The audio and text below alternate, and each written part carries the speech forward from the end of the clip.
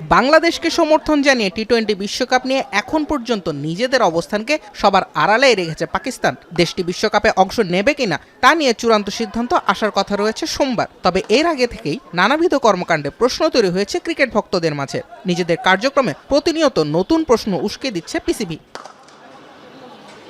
টি-20 বিশ্বকাপে খেলা কিংবা না খেলার প্রশ্নে বিভিন্ন গণমাধ্যমে নানা গুঞ্জন শোনা গেল পাকিস্তান এক প্রকার নীরবই রেখেছে নিজেদের।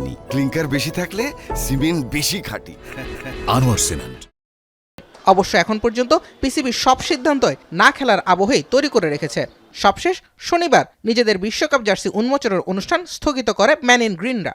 দেশটির প্রভাবশালী গণমাধ্যম জিও সুপার জানিয়েছে, অনিবার্য কারণ দেখিয়ে বিশ্বকাপের জার্সি উন্মোচন স্থগিত করেছে পিসিবি।